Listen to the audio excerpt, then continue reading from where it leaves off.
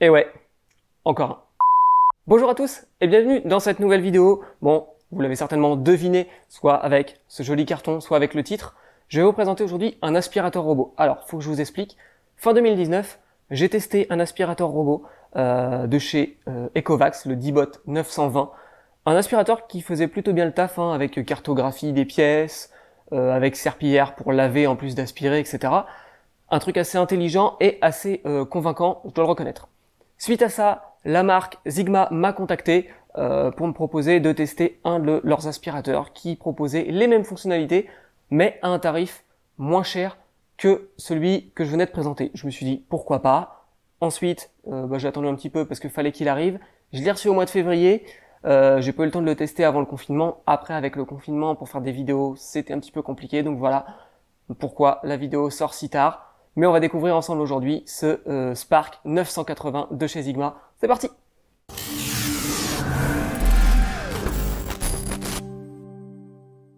Donc là, on va avoir affaire une nouvelle fois à un aspirateur intelligent qui va pouvoir, grâce à son capteur laser, cartographier nos pièces tout simplement pour pas passer deux fois au même endroit, pour savoir où il est passé, pour se repérer, détecter mieux les obstacles, etc.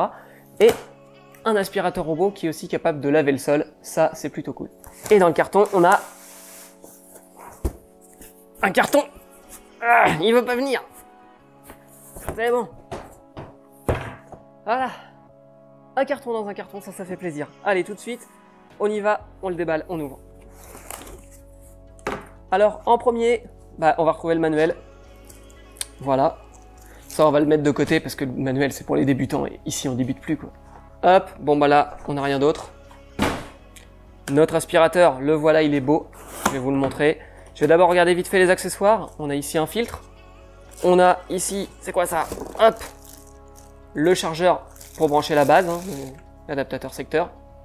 On a ici une petite balayette pour venir nettoyer notre aspirateur, avec ici une petite lame pour venir couper les cheveux qui s'en mêleraient dans les balayettes, les brosses, etc. On a une télécommande. Voilà, ça c'est plutôt cool. Alors, je sais que l'aspirateur est connecté, mais du coup, on pourra peut-être aussi le piloter avec la télécommande, plutôt que d'utiliser le côté connecté avec l'appli. Déjà, on verra ce que donne l'appli. Hein. Un plastique.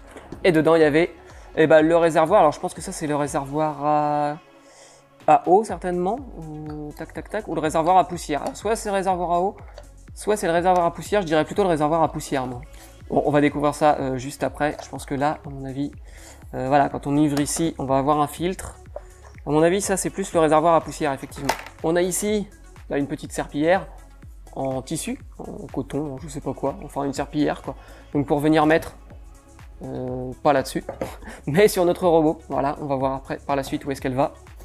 On a bien évidemment la base de charge, format classique de toutes les bases de charge, hein, avec ici les contacteurs pour venir charger notre aspirateur robot. Et enfin, vous êtes prêts? Voilà la bête! Je mets ça là parce qu'il reste encore d'autres choses. Le voici, notre aspirateur. Alors pour le moment, il a encore tous ses plastiques, hein, donc il est encore tout beau, tout propre. Il va pas le rester longtemps, forcément. En dessous, on a tout de suite des grandes roues et on voit qu'elles ont un grand débattement. Donc ça, c'est pas mal pour pouvoir éventuellement monter des petits obstacles, style un tapis, une différence de hauteur entre un carrelage et un autre truc, voilà. On a ici déjà une serpillière qui est installée, voilà. Et puis on a la brosse rotative en plein milieu qui est ici, hein. On pourra venir tout simplement démonter la brosse rotative. Casse pas tout, Steven. Tu l'as même pas testé. Voilà. Donc là, la brosse rotative qui viendra ici. Tac. On va remettre ça pour le moment. Voilà. Et ici, on voit qu'on a deux espèces de vis. C'est pour mettre les balayettes. Et c'est pour ça que je voulais pas tout de suite ranger le carton puisque les balayettes, elles sont là. Et on a 4 balayettes, ce qui veut dire qu'on a 2 paires de balayettes. Donc ça, c'est pas mal. Ça veut dire qu'on en aura d'avance, notamment quand je vois celle-là qui s'est un peu mal pliée. Peut-être que ce serait mieux de prendre éventuellement l'autre. Bon bref, sur les balayettes, on a un L ou un R, ce qui va correspondre au L ou au R, donc pour pas se tromper, pour mettre nos balayettes pour qu'elles tournent dans le bon sens. Donc là, on va y aller, je vais en mettre 2, je vais en mettre une ici, je vais en mettre une ici. J'ai pas entendu de claque, je pense que je l'ai pas bien mise. Voilà, elle est mise. Elle est mise aussi. Donc on a nos balayettes. On va pouvoir retourner. Alors ici, voilà, c'est ça. On a ici le réservoir d'eau. Donc on va avoir la poussière de ce côté-là. et l'eau de ce côté-là. Alors que ici, c'est juste pour la poussière. On n'aura pas l'eau dans celui-là. Ok, bon, il va falloir regarder sur le manuel quand même, voir un peu ce que ça donne. Et notre petite serpillière, elle est velcro. Voilà, elle est un petit peu scratchée en velcro sur le support, comme vous pouvez le voir peut-être ici. Sur l'avant, on aura un petit bouton on-off, un bouton maison, certainement appuyé dessus et il retourne à sa base pour aller se charger, ça c'est plutôt pas mal. On a un QR code pour pouvoir le setup facilement. Donc voilà un petit peu la bête. J'ai hâte de l'installer, de le mettre en service pour voir un petit peu ce que ça donne. C'est parti, on y va.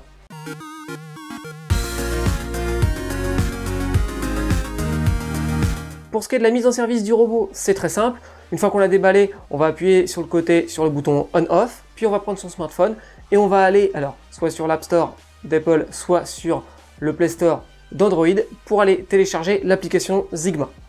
Une fois qu'elle est téléchargée, on va tout simplement rajouter notre robot en cliquant sur le petit plus et en scannant le QR code qui est présent sur l'aspirateur. Ensuite, on se laisse guider. La chose vraiment importante dans tout ça, ça va être de rentrer les paramètres de son réseau Wi-Fi pour que l'aspirateur puisse se connecter à notre box en Wi-Fi et bénéficier de ses facultés connectées forcément. Et puis c'est tout. Bon, notez au passage que sans doute quand vous allez le déballer du carton, il y a de fortes chances que le robot vous demande de faire une mise à jour de firmware. Moi c'est ce qui s'est passé. Donc voilà, ça se fait relativement rapidement et il suffit de se laisser guider. Bon ensuite, au niveau des réglages, on n'aura pas énormément de choses à faire. Mis à part bien évidemment mettre notre aspirateur en français puisqu'il dispose d'une synthèse vocale en français, donc c'est quand même plus sympa, sauf si vous avez envie qu'il vous parle dans une autre langue, après c'est vous qui voyez. Mais le français est disponible, on va dans le menu, on sélectionne français et au bout de quelques minutes, on peut avoir ça. Je suis votre robot aspirateur Zigma et je suis là pour vous servir.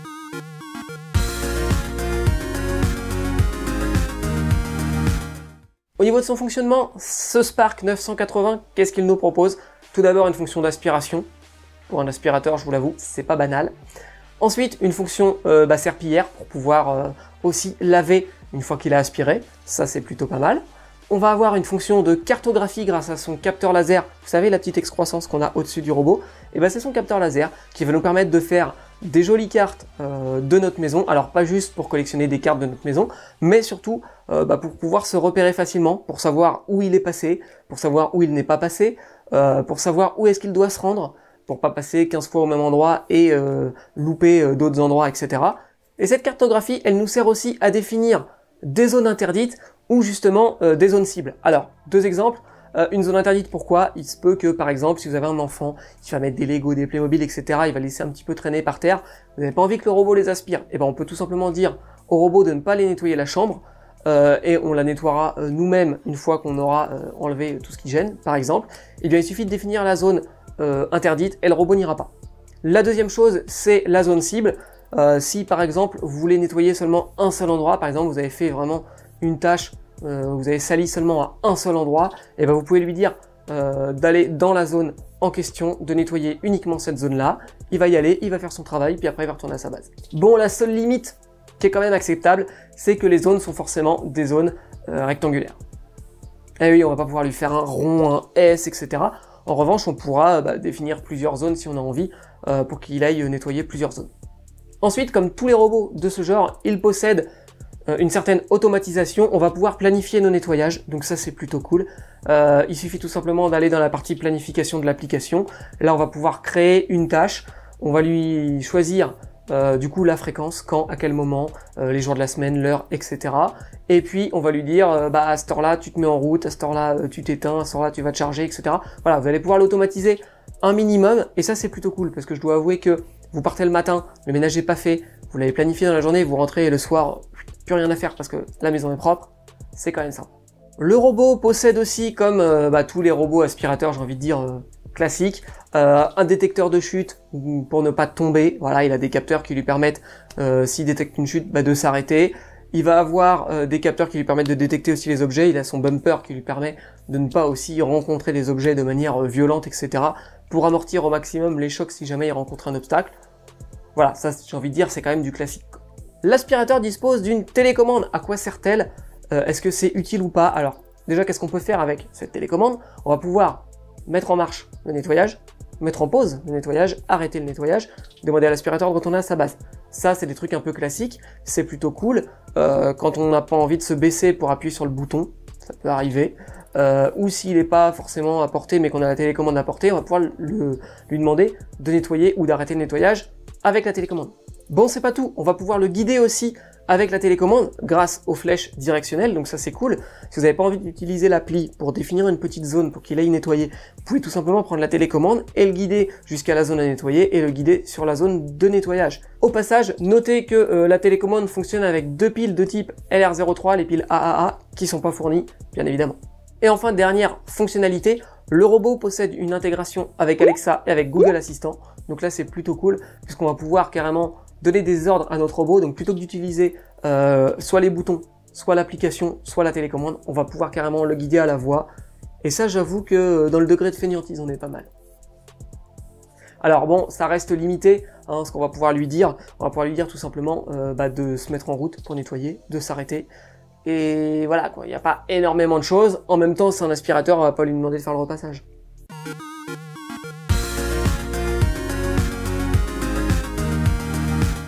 Nous voici à J+1, j'ai mis en marche l'aspirateur. Il n'avait pas beaucoup de batterie, donc il a commencé son cycle.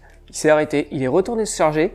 Et puis une fois qu'il avait full batterie, il a repris son nettoyage pour terminer du coup le nettoyage. Et maintenant, on va déjà regarder dans un premier temps ce que ça donne en termes de ramassage. On va regarder aussi l'état de la serpillière, ce qui a été consommé comme eau, etc. Et puis après, on va le soumettre à de nouveaux tests de nettoyage. Voici donc notre aspirateur. Donc, tout simplement pour accéder au compartiment, on va venir ouvrir ici. Donc là, on a notre compartiment à eau. Alors, je ne vais pas pouvoir l'incliner, mais on va voir qu'il y a finalement pas beaucoup d'eau qui a été utilisée.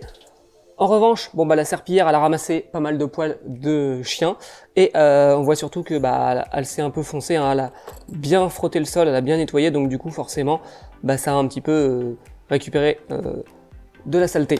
À l'intérieur du bac, on voit que très peu de poils ont été récupérés. Donc là, je vais retourner l'aspirateur. Soit ils vont être restés bloqués en dessous, soit tout simplement, c'était pas très sale. Il y a déjà des poils qui restent bloqués ici. Et ça avait été nettoyé en fait juste avant. Ça faisait pas longtemps que ça avait été nettoyé. Donc peut-être aussi que ça a pu jouer. Hop. Si je retourne l'aspirateur, non, je vois que si on regarde bien ici, on n'a rien de bloqué. On n'a pas de touffe de poils de bloqué. On n'a pas non plus de touffe de poils de bloqué sur la brosse rotative, donc ça a l'air d'avoir plutôt bien fait le taf. Très peu de saleté est récupérée dans le bac à saleté. Par contre, derrière, le sol était propre, donc ça, c'est plutôt cool. Bon, on va pouvoir passer à la suite de nos tests. Alors, on va mettre cette fois, non pas le socle avec la serpillière, mais juste le réservoir qui réceptionne les poussières, donc le deuxième réservoir, celui qui permet pas de laver, mais juste de faire aspirateur. On va pouvoir le mettre dans le robot, et puis, il est quasiment l'heure du goûter, donc moi je vais me faire plaisir. Je vais pouvoir profiter un petit peu de ce petit craquant au caramel et je vais pouvoir même le manger comme un goré sans faire attention aux miettes, puisque l'aspirateur est là et tant qu'à faire, autant le laisser faire son boulot.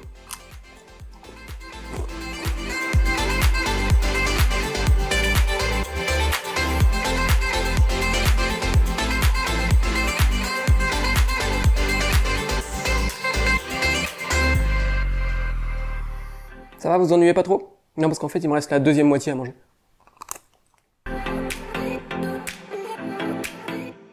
Franchement, faire des tests d'aspirateur, c'est la belle vie. Bon, maintenant quand même, c'est hyper sec, ça donne soif. Je reviens, je vais boire un coup. Voilà. Bon. Il y a plein de miettes partout. J'ai fait mon dégueulasse, c'est pas grave. On va demander à l'aspirateur de nettoyer. Regardez, je vais vous montrer un petit peu l'état du sol.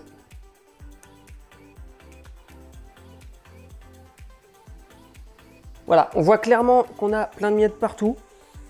Bon, c'est pas très sale non plus. Alors ce qu'on va faire, c'est qu'on va aussi lui rajouter quelques trucs, genre, vous voyez.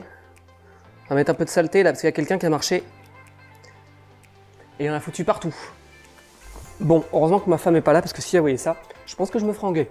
Allez, c'est parti, on va le mettre en service. Commencez le nettoyage.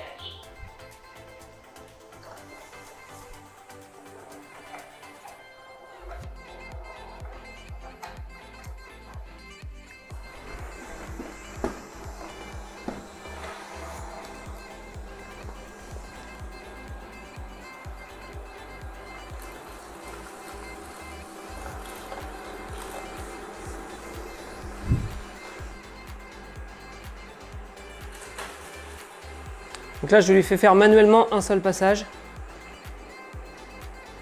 Donc après un seul passage, on va regarder un petit peu dans l'état que c'est. Alors voilà un petit peu l'état du sol. Après un seul passage, on voit que c'est pas parfait, il y a encore des saletés. Donc on va le faire insister un peu plus.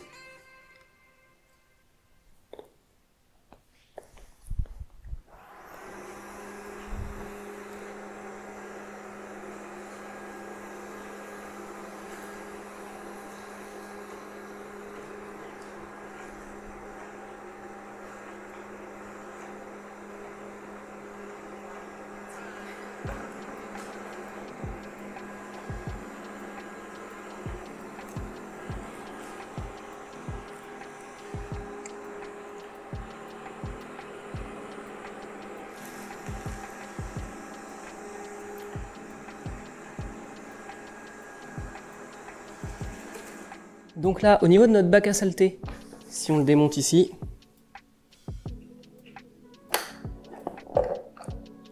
voilà, on constate bien qu'à l'intérieur, on a nos miettes, l'herbe, etc. hein, et la poussière, plus des poils de chien forcément, parce que quand on a des chiens, il y a tout le temps des poils. Mais donc voilà, on a bien tout. On a tout à l'intérieur de notre bac à saleté.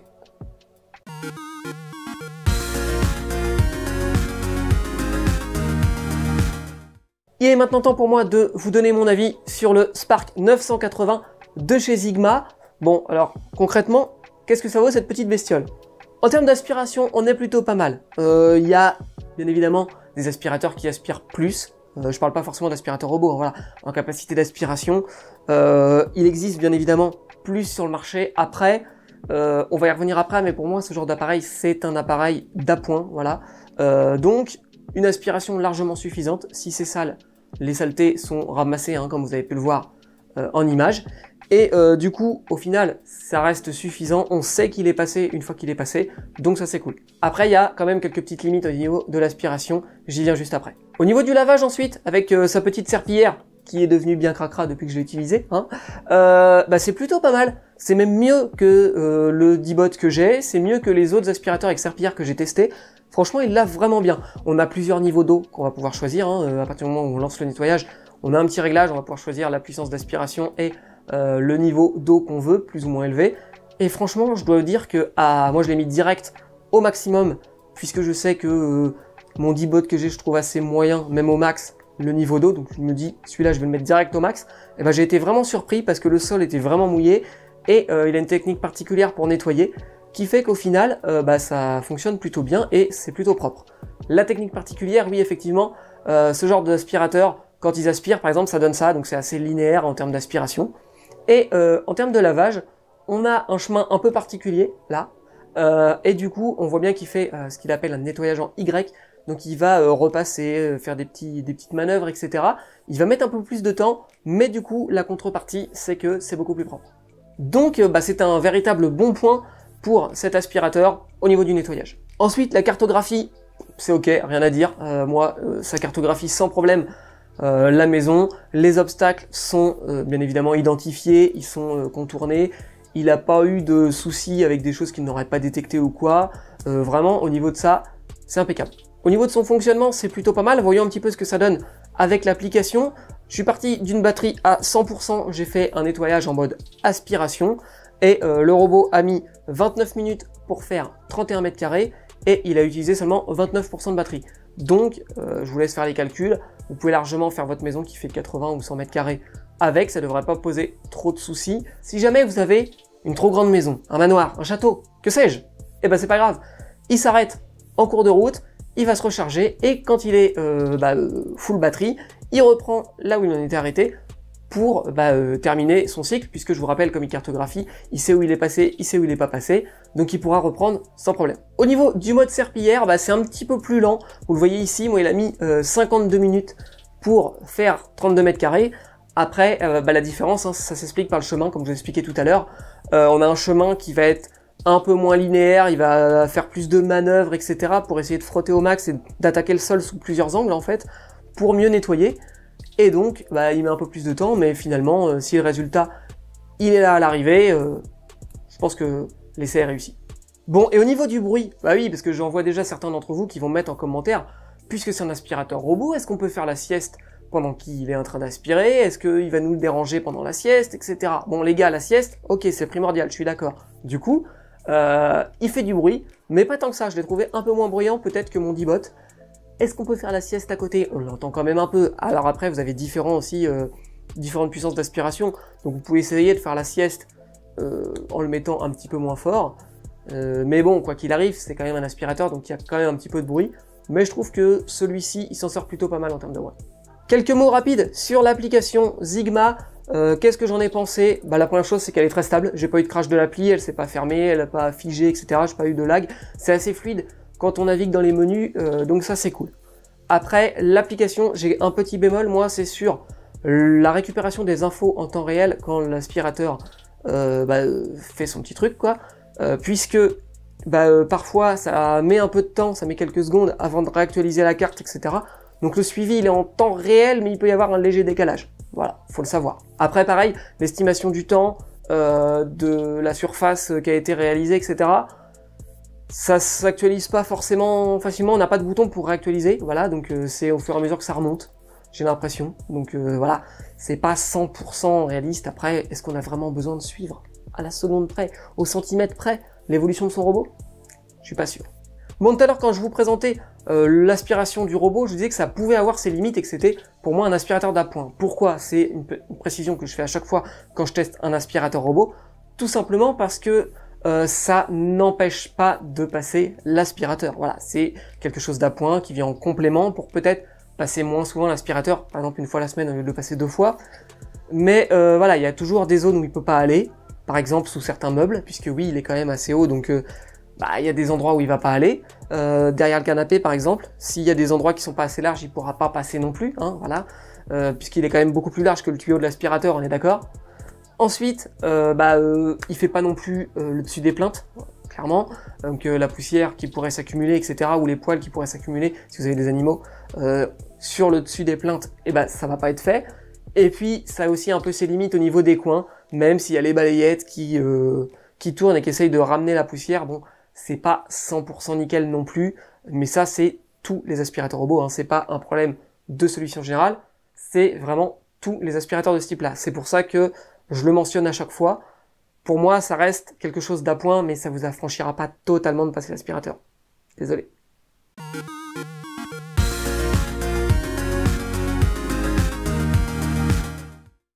Bon, alors finalement, est-ce que c'est tout rose pour cet aspirateur? Pas vraiment. Moi, j'ai noté quand même un gros point négatif. C'est le seul que je mentionnerai. Le point négatif, c'est qu'en fait, en gros, on a, comme vous l'avez vu au départ, 2 bacs. Un bac pour laver avec la serpillière, un bac pour la poussière. Du coup, concrètement, on va pas pouvoir vraiment faire les deux. On va pas pouvoir aspirer à fond et laver en même temps. Il va falloir faire d'abord le mode aspiration avec le réservoir à poussière, donc qui va proposer la meilleure puissance d'aspiration, la plus grosse capacité au niveau du bac à saleté, et du coup une aspiration nickel. Et après, il va falloir laver, mais entre temps il va falloir changer le bac, lui mettre le bac à eau avec la serpillière, et lui demander de laver. Du coup, on a ici une intervention manuelle entre les deux fonctions, qui casse un peu le côté automatique et le côté robot. Parce que je peux pas partir le matin et me dire il va aspirer complètement et il va laver. Alors oui, il y a eu quand même une aspiration en mode serpillière, mais c'est quand même moindre. C'est beaucoup moins efficace du coup. C'est un petit peu gênant. Et je sais pas pourquoi ils ont fait ce choix-là. Si je prends d'autres aspirateurs concurrents, le D-Bot 901 pour pas le nommer par exemple, et lui il fait l'aspiration en même temps qu'il lave. Et du coup, je peux me dire qu'il va vraiment faire les deux quand je vais pas être là. Allez, je terminerai cette vidéo en parlant du prix, car oui, on n'en a pas encore parlé. Le prix public conseillé pour le Spark 980 de chez Sigma, c'est 349 €. Alors 349 €, vu le modèle que c'est, avec ses fonctionnalités, la cartographie, serpillière, etc., ça reste relativement correct. On est sur la même gamme de prix que les modèles de chez Xiaomi. À la différence près, c'est que là, on a un produit qui est vraiment adapté pour le marché français, qui est du coup déjà en Europe, qui est vendu pour la France avec du langage français dans l'appli, l'aspirateur robot qui vous parle français, etc. Si vous le commandez en Europe, enfin en France, comme par exemple sur Amazon, eh bien vous aurez du coup la garantie Amazon. Je crois qu'il est même disponible en Prime, donc vous pourrez aussi l'avoir rapidement, etc. Voilà, comparé par exemple sur un tarif équivalent au Xiaomi, moi je préférerais plutôt du coup partir sur ce genre d'aspirateur. Les avantages sont clairement là. Après, il est aussi moins cher que le D-Bot 920 que je vous avais présenté, donc ça c'est plutôt cool, puisque effectivement il a peut-être un point noir ou deux par rapport au D-Bot, mais il est un peu moins cher aussi, donc voilà, ça peut jouer aussi dans la balance, après c'est à vous de voir. En tout cas, si ce produit vous intéresse, comme d'hab, petit lien dans la description, si vous voulez passer par ce lien, c'est un lien affilié, vous payerez le même prix, mais ça fera une petite commission pour Juste Geek, pour pouvoir faire évoluer la chaîne, donc ce serait plutôt cool. Dans la description de la vidéo, vous retrouverez aussi l'article justegeek.fr, il y aura peut-être des compléments d'infos, des choses que j'aurais pourquoi pas oublié dans la vidéo, donc n'hésitez pas à aller faire un tour. Bon les amis, je suis désolé, j'ai une mauvaise nouvelle, cette vidéo arrive à sa fin. Donc si vous l'avez apprécié, je compte sur vous pour mettre un petit pouce en l'air sur YouTube. Moi ça m'encourage, je vous remercie beaucoup de le faire. Si vous avez des questions, n'hésitez pas à les mettre en commentaire de la vidéo ou de l'article sur justegeek.fr, moi je réponds dès que j'en ai l'occasion. Et puis moi je vous dis à bientôt pour une prochaine vidéo, je vais geeker, allez ciao.